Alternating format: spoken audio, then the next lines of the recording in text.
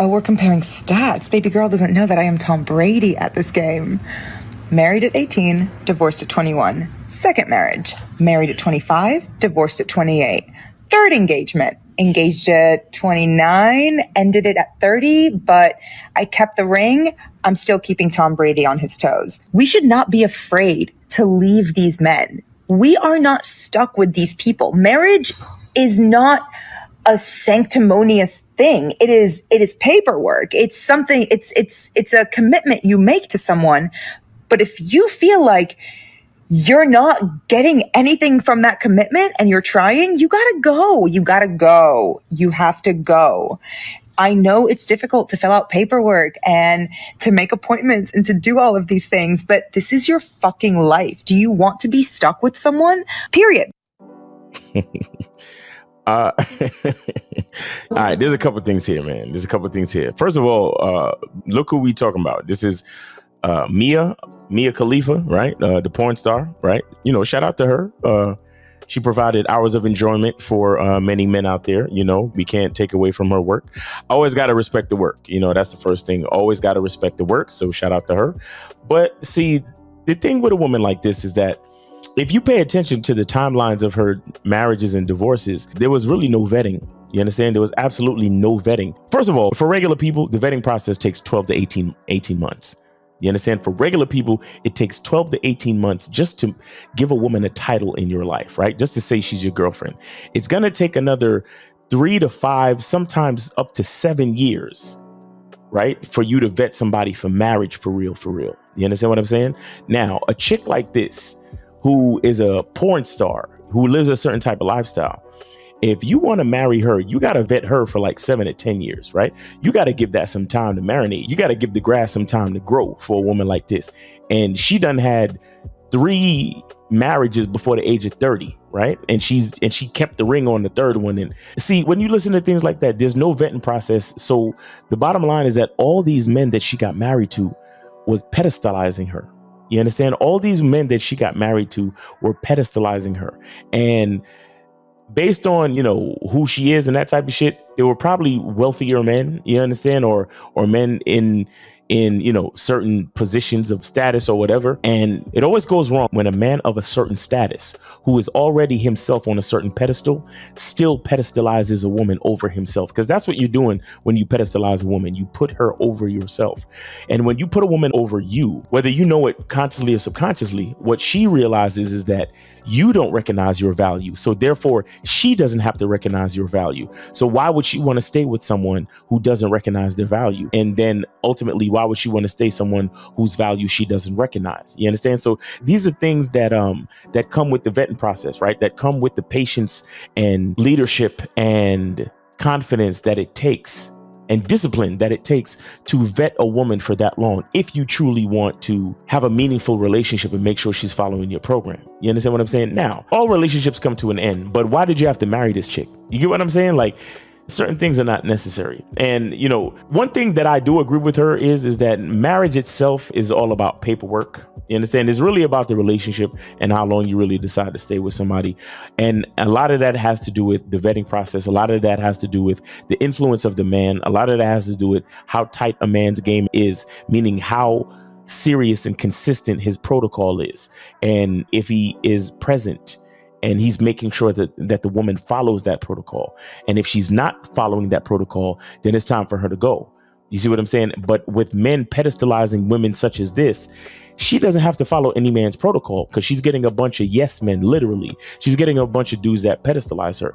And there's a couple of things very telling about the way she articulated herself in this video. All right. And there's certain words that she used, right, where she says that if you're stuck with these guys, you see, you got to understand that your language exposes you. Right.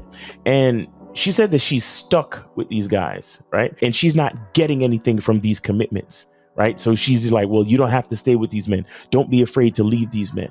See, the thing is, like I said, none of these men provided her any influence or any real benefit. There was probably a benefit up front as far as money and status from these men, but chances are there was no actual benefit as far as substance and leadership. You understand? There was no benefit as far as substance and leadership. And on top of that, she didn't really have to earn her marriage. These men probably came to her and was like, oh my God, you're so beautiful. You're Mia Khalifa. You're every man's fantasy. And then they just wanted to marry her just for the sake of marrying her, just to say, oh yeah, I was married to Mia Khalifa. You understand? And so she doesn't have to follow any protocols. She doesn't have to earn anything. It's easy for her. You understand? Another thing about this is that she references Tom Brady. You have to pay attention to certain things like that. Whenever a woman references herself to a man, understand that she herself understands the greatness of men, but she hasn't met any men that has given her any influence. Right. So she's talking about, oh, yeah, I got Tom Brady on his toes. She knows that she has to reference men because men are the source of confidence and greatness in this world. But at the same time, because she hasn't met any great men in her life, she has to reference somebody like Tom Brady. Probably deep down in her subcockle area, she's shout out to Dennis Leary. She's like trying to she probably wish she could get at somebody like Tom Brady. You get what I'm saying? Because she probably would respect him. But then Tom Brady would probably pedestalize her too, and she'd probably dump his ass just the same. And another thing I noticed about this video, right? If you pay attention, there were a couple of times where she seemed very focused and was staring at the camera, but there was a couple of times where she broke her gaze. One time that I noticed it is when she said, "Leave these men," right? And she looked away from the camera and said, "Leave these men." It's possible that these men left her. It's highly possible that these men left her.